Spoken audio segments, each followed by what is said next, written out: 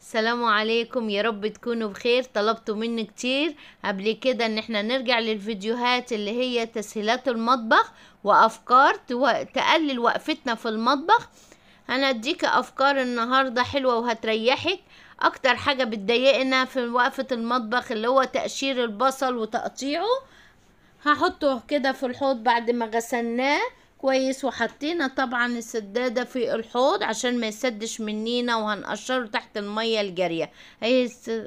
هيتقشر بسهولة.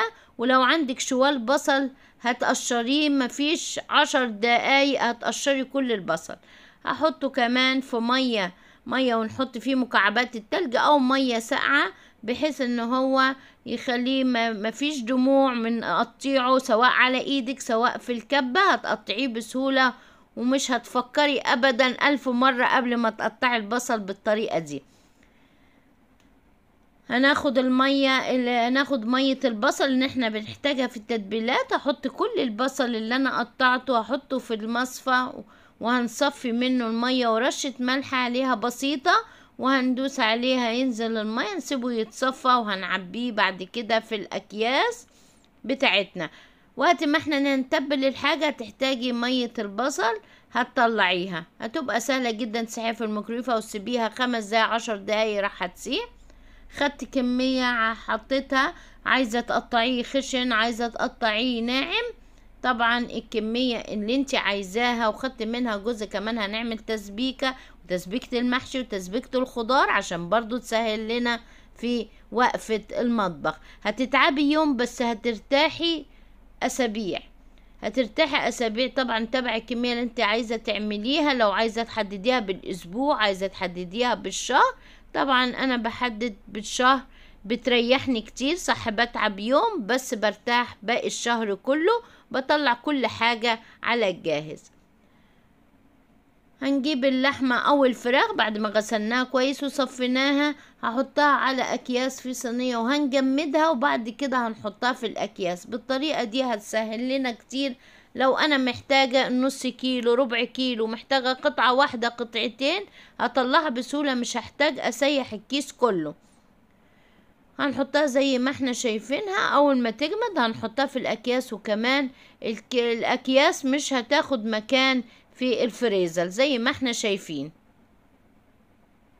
طريقة سهلة وبسيطة.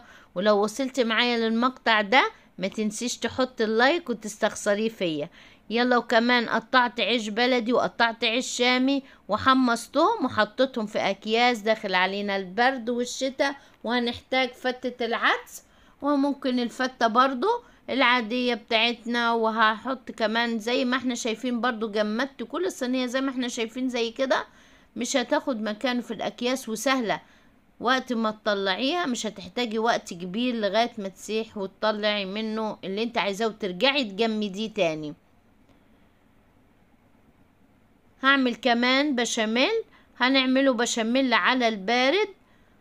احط لتر اللبن، عايزة تعملي 2 لتر براحتك، حاجة ترجع لك. وهحط معاها ربع كوباية دقيق على كل كوباية لبن او سائل، هتحطي عليها معلقة دقيق. وحطيت كمان معاها كوباية مرق لحم، ورق لورا وحبهان، وحطيت برضو مرق اللي هي المكعبات الفورية، وحطيت معلقة زبدة، وهنقلبها وهيبقى جاهز. واول ما يبرد هنعبيها، ومعلقة قشطة، وهنعبيها في الاكياس. حتى لو عبيتيها في اكياس برضو هتنفع، في العلب هتنفع. وقت ما تعملي المكرونة بشاميل هتلاقي البشاميل جاهز، عملناه بطريقة اقتصادية وخفيفة.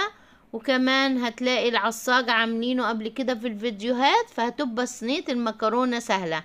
من الافكار الحلوة ان احنا ننقع بعد ما نجيب اللوبيا او الفاصوليا، اي حاجة من او الفول، هننقعه حوالي نص ساعة او ربع ساعة.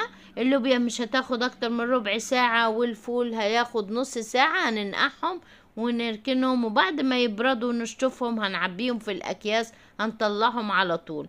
وبرضو الفول صفيت منه شوية وشوية، خليته زي ما هو، وعبيته في الاكياس بالطريقة دي. ويا رب النهاردة اكون عطيتك افكار حلوة تسهلك وقفة المطبخ، وبرضو هديك افكار تاني. وما تنسينيش في اللايك والشير.